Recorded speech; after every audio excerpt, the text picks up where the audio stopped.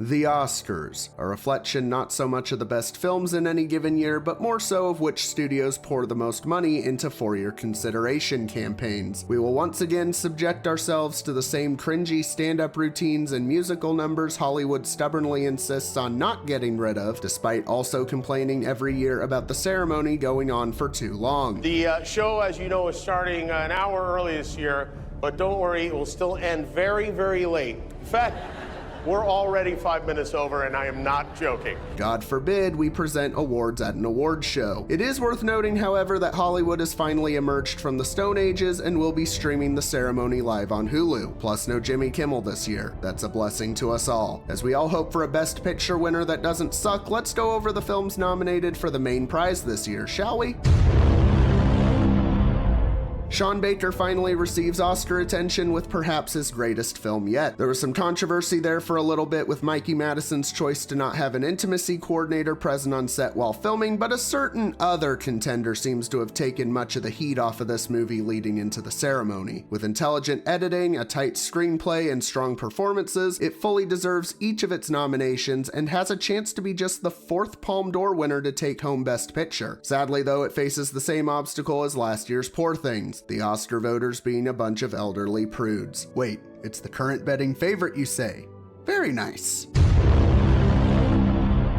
You know, it's funny. Most of the time when I find a movie to be overrated, I have trouble wrapping my head around how anyone in their right mind can possibly enjoy it, but in this case, no such difficulty. Every aspect of this film comes together beautifully to form a great work of art. The direction, the performances, the script, the technical aspects, everything. I don't know, maybe I just didn't enjoy the second half as much as the first half. Regardless, there's a lot of people saying this film has no chance at winning Best Picture anymore because of other award shows I don't care about. Oh well. Word of advice though, maybe don't have Halle Berry present Best Actor this year.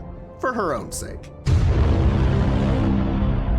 Ever since Bohemian Rhapsody swooped in to steal 4 awards back in 2018, Hollywood has been trying desperately to replicate that success with more Oscar-bait musical biopics, and they keep failing more and more miserably every time. Not only were Elvis and Maestro both even worse than Bohemian Rhapsody, they failed to win anything at all. Turns out it takes more than good casting and recognizable songs to win Oscars. This year's musical biopic isn't nearly as bad as its predecessors, but it's painfully mid and forgettable. It doesn't deserve its nomination, and it thankfully doesn't seem like it will win. It will be the answer to some trivia questions in 10 years. That's about it.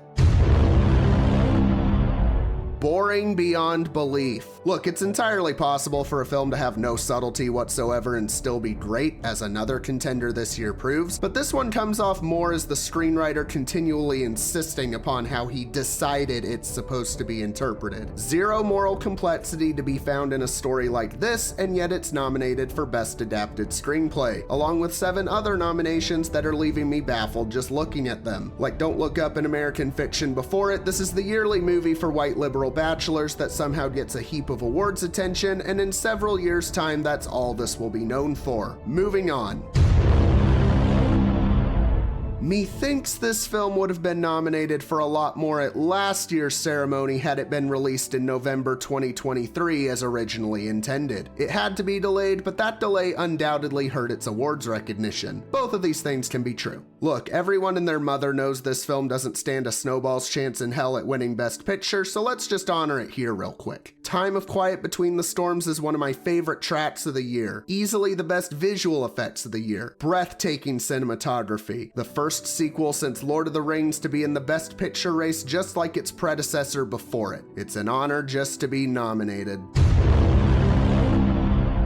Did Jacques Audiard lose a really big bet or something? It's so jarring that this movie comes from the same creative mind as the Sisters Brothers that words can't do it justice. Everyone online has already thoroughly torn every aspect of this film to shreds, and rightfully so. The fact that this screenplay is Oscar nominated is downright embarrassing. Awful dialogue, but makes up for it with awful songs. Oh boy, middle school theater sing-talking in a movie that has no business being a musical in the first place. My favorite. over it, made even worse by the Spanish being borderline incomprehensible at so many points. Did I mention that Audiard did next to no research when writing this film? Sure, the performances are bad too, but it's difficult to pin this atrocity on the actors when they were so completely set up to fail from the get-go. What does this movie have going for it outside of its cinematography? Its staging, maybe? The funniest part of this whole thing is that I can kinda see an alternate timeline where it's not quite as poorly received. If it had been more self-aware and leaned more fully into its campiness, then maybe, and I mean maybe, it could have passed as an incredibly niche social satire, but it also would likely have not been nominated for,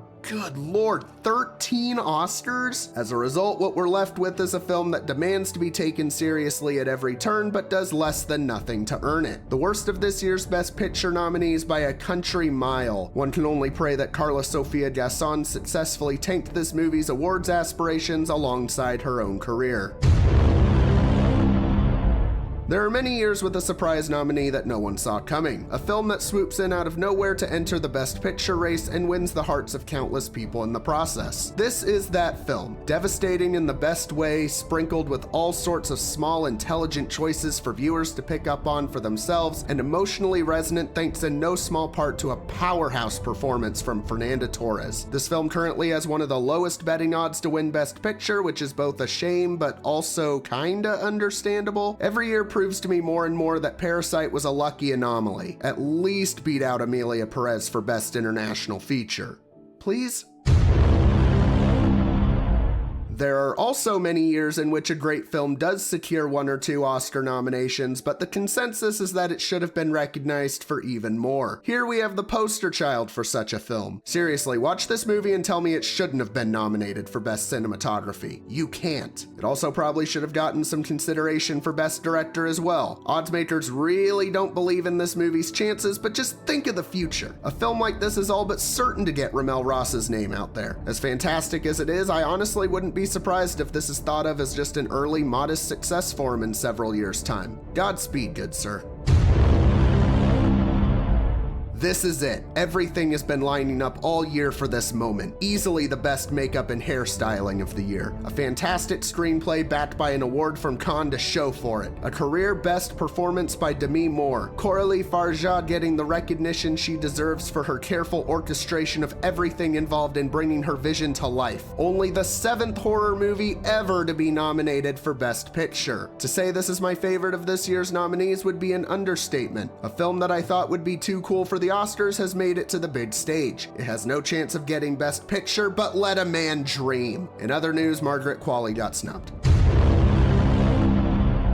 Behold, this year's token nominee that people who only see 1 or 2 movies per year will recognize and will therefore cry about when it doesn't win Best Picture. It was perfectly serviceable for what it was, but does 10 nominations not seem the slightest bit excessive? Costumes and production design are understandable, but Best Visual Effects? Best Makeup and Hairstyling? Really? Wow, she was green, much impressive, have an Oscar. I wasn't really all that wowed by the performances either, if I'm being honest. Look, this isn't a bad film by any stretch, but it's more like if Mid were a movie. Allow me to extend an olive branch in the form of a moral victory. It's still more memorable than a complete unknown.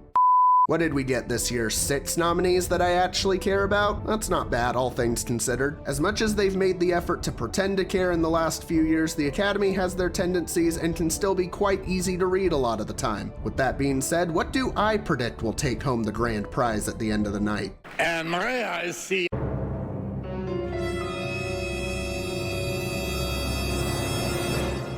Let's see, do I pick the current betting favorite, my own personal favorite, or do I play it safe and go completely cynical here because the Oscars are a complete clown show? You know what, I'll be optimistic this year and pick the betting favorite. Honora will be the 97th recipient of the Academy Award for Best Picture. For his next film, Sean Baker will direct a comedic drama set in Mississippi about a beauty pageant for old trailer park women starring Roseanne Barr. If we're lucky, there may be some chaos and shenanigans that ensue along the way. Please, God, give us more Oscars chaos and shenanigans this year. It's been a very boring last 2 ceremonies. May the meme economy boom once more. Amen.